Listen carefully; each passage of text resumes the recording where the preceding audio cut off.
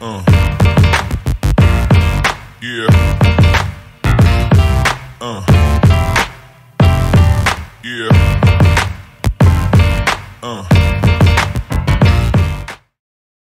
Olá, graça e paz, povo de Deus, sejam todos bem-vindos ao canal Teolosofando, transformando vidas através do conhecimento.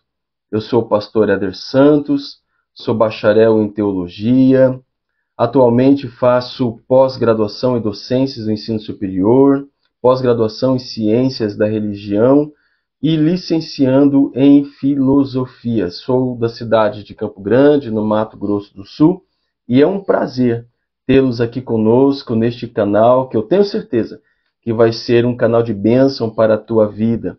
Nosso desejo é honrar a Deus através desta ferramenta, através deste momento, desses encontros que teremos daqui para frente, e também, de alguma forma, poder contribuir de forma significativa e sistemática para o seu crescimento, para o seu elevo espiritual. Aqui nós falaremos de teologia, nós estudaremos um pouco também, à medida do possível, de filosofia e outras coisas do cotidiano e áreas do saber. Então sejam todos bem-vindos para esses encontros semanais daqui para frente. Que Deus em Cristo vos abençoe.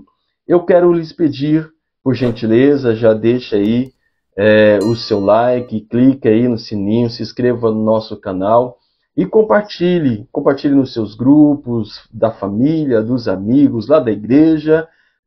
Fale que tem alguma coisa boa chegando aí para abençoar vidas, assim o YouTube vai entender que este canal é relevante e vai dar continuidade aí no compartilhamento com outras pessoas também. Nossa proposta ao longo desses encontros que teremos a partir deste momento, é falarmos de teologia. Deus se revelou. Deus se revelou na criação, na natureza, na sua palavra, e Deus se revelou também na pessoa bendita do seu Filho Jesus. Ou seja, Deus é um ser que se revela, deseja ser conhecido. E o nosso intuito é estudar, na medida do possível, dentro da nossa compreensão humana, este Deus que se revela. Isto é, fazer teologia. E eu gostaria, antes de entrarmos na nossa primeira aula, uma introdução à teologia, eu gostaria de orar com vocês. Pedir a bênção do Eterno sobre a sua vida, sobre o seu lar, seu ambiente de trabalho, seu local de estudo. Por favor, curve a sua cabeça. Vamos orar. Querido Deus, nós queremos honrar o teu nome, glorificar o Senhor e lhe agradecer por este momento, por poder fazer parte, ó Pai, da vida deste ouvinte, deste irmão, desta irmã que está acompanhando este vídeo neste momento. Em nome do Senhor Jesus, nós pedimos a tua bênção. Espírito Santo, nos conduza no conhecimento, não apenas nessa aula, mas sobre as demais aulas que virão, que o Senhor possa nos conduzir, honrar o teu nome, pois o nosso desejo é conhecer mais deste Deus que se revela. Em nome de Jesus Cristo, nós oramos. Amém. Nesta primeira aula, faremos uma breve, mais breve mesmo, introdução à teologia. É conhecido como prolegômenos, uma introdução à teologia. Para que o nosso estudo seja um estudo sistemático, organizado, eu gostaria de lhes apresentar alguns objetivos para este nosso encontro. E o primeiro objetivo é analisar a definição do significado da palavra teologia, do conceito teologia.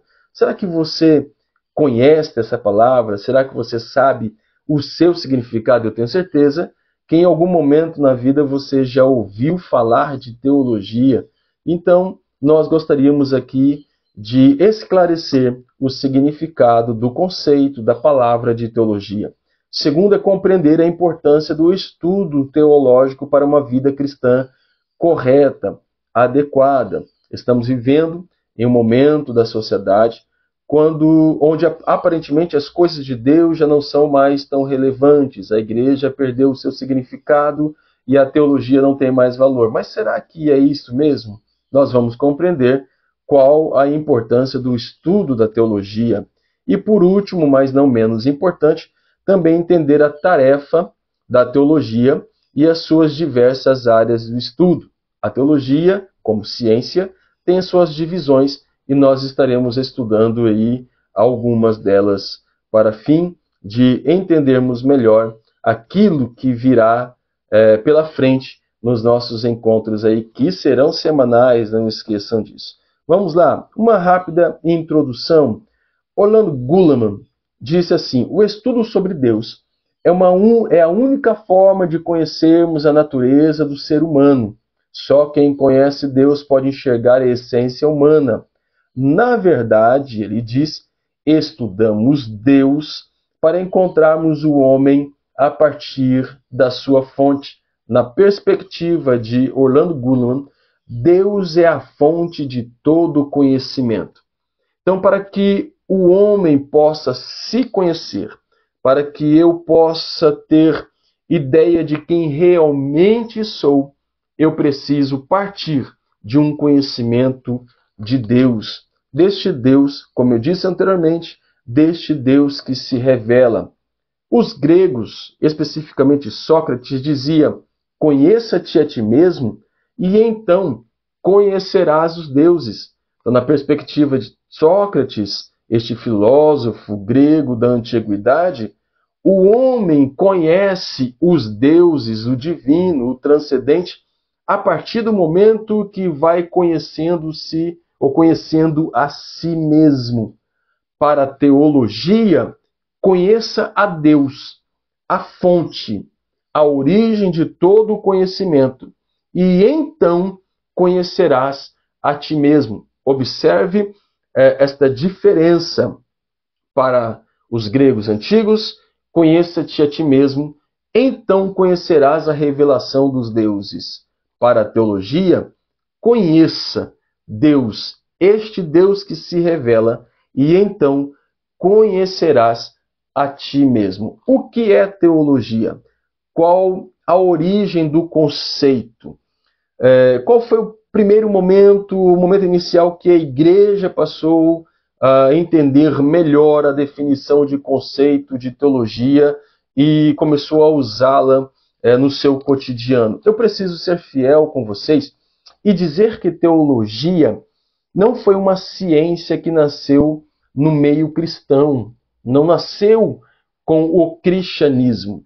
A teologia, ela nasceu ainda num contexto grego antigo, quando Platão passa a questionar o trabalho dos poetas. Poetas estes que faziam seus poemas com base aí no conhecimento que ele tinha dos seus deuses naquele contexto politeísta, é claro, e posteriormente Aristóteles vai trazer uma definição melhor, uma conotação melhor para o conceito de teologia. Então, sendo fiel a vocês e ao conhecimento também da teologia, este campo do saber não nasceu num contexto cristão. A igreja adotou como ciência já no século III, e aí a teologia passou então a ter esta relevância para a igreja como ciência. Quando começou, nos primeiros concílios ainda, começou a estudar a pessoa de Cristo, posteriormente a pessoa do Espírito Santo, então a teologia passou a fazer parte do cotidiano da igreja já de forma tardia no século III. Qual é a definição etimológica do termo teologia?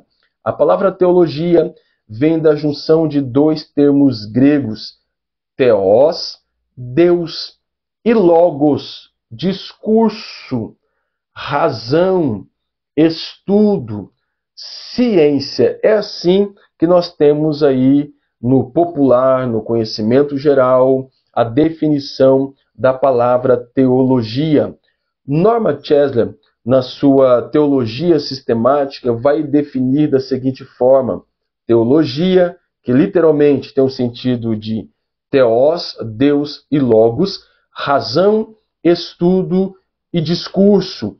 É um discurso racional a respeito de Deus. Ou seja, é aquele momento que eu emprego a minha razão, o meu intelecto, para conhecer esta revelação de Deus. Pastor José Roberto Chagas, que é alguém que eu tenho um raro apreço, diz assim: teologia significa a interpretação racional da fé cristã. Ou seja, para fazer teologia, eu também preciso, e acima de tudo, penso eu, é algo particular, que nós precisamos empregar não apenas a fé, mas também a nossa razão, de imediato a nossa razão. Por que estudar teologia? Eu entendi qual é o conceito da palavra, a definição do conceito, mas por que então, talvez você esteja se perguntando, eu devo estudar teologia? Eu trouxe aqui algumas propostas. Primeiramente, por uma qualificação pessoal.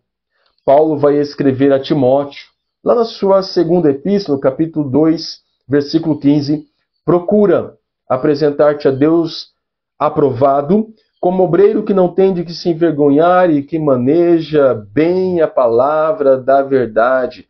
Este verbo manejar, no grego, ortomouta, tem o sentido de cortar reto, tem o sentido de manusear com perícia uma determinada ferramenta. Ou seja, por que eu devo estudar teologia? Para uma qualificação pessoal, para ser um obreiro que maneja, obreiro, obreira, pastor, pastora, que maneja bem a palavra do Senhor, que tem autoridade, autoridade no sentido de conhecimento da palavra do Senhor e assim poder contribuir de forma significativa para o desenvolvimento da sua igreja, para o desenvolvimento do seu grupo, da sua célula e alcançar também a humanidade. Oséias 6,3, um texto muito conhecido de todos nós, conheçamos e continuamos a conhecer este Deus. Então, primeiro, uma qualificação pessoal. Segundo, eu também apresento para preservar a identidade da igreja. Então, a teologia tem este propósito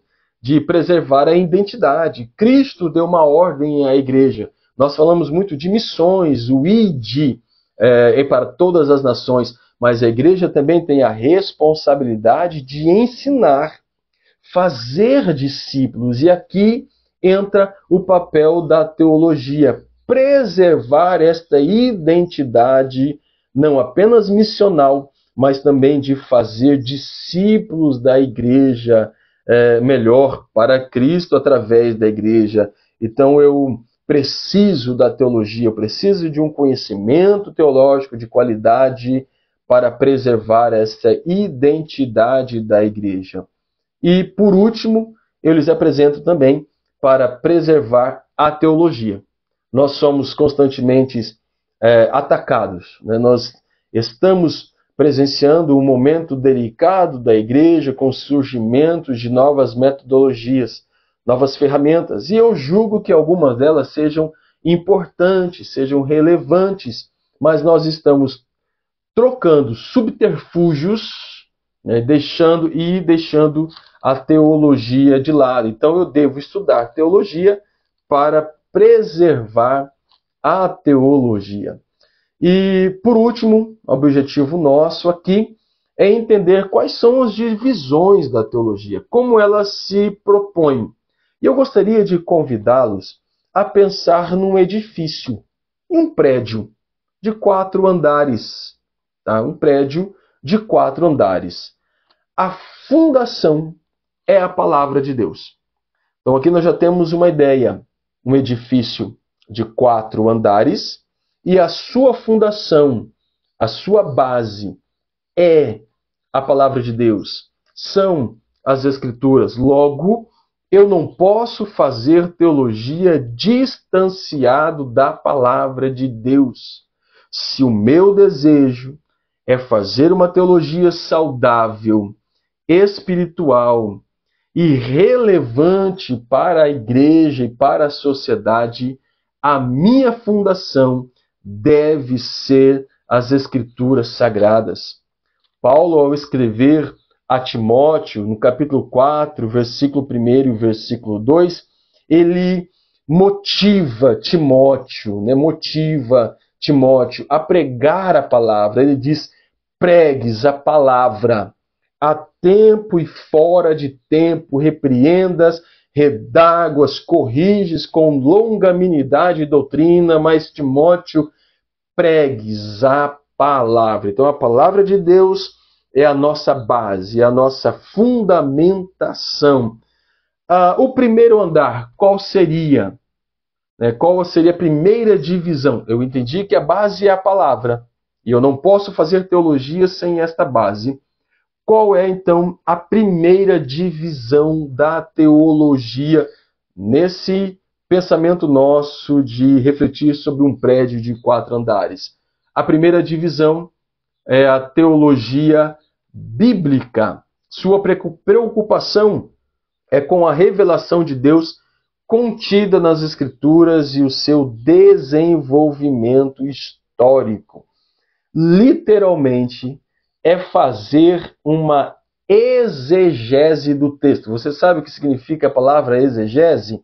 Olha só, a palavra exegese tem um sentido de extrair, conduzir para fora. É o contrário da palavra exegese, que tem o sentido de introduzir, de trazer de fora para dentro. Quando, na minha teologia, na minha pregação, no meu estudo, eu introduzo de fora para dentro, eu cometo um pecado contra a teologia, contra a palavra de Deus, pois eu devo extrair do texto aquilo que ele está nos apresentando.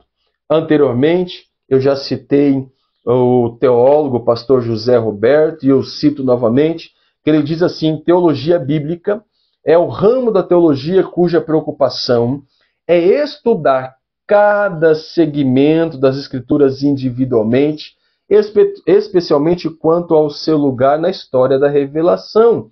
Ou seja, na teologia bíblica, eu estudo o texto sagrado. Ele pode, claro, em alguns momentos ser fragmentados, mas também ele pode ser um texto completo, um livro, enfim. Então, teologia bíblica parte deste sentido. Na sequência, nós temos, no segundo andar, a teologia sistemática, que literalmente são as doutrinas, são os desenvolvimentos das doutrinas bíblicas. Observe mais uma vez, a nossa base é a palavra, portanto, o meu estudo, a minha teologia tem que estar fundamentada nisso. Então, é o desenvolvimento das doutrinas bíblicas, não apenas do texto sagrado, mas no desenrolar da história. Eu cito alguns exemplos: soteriologia, antropologia, bibliologia, teontologia são disciplinas da teologia sistemática, organizada, metodológica. No terceiro andar, eu tenho a teologia histórica.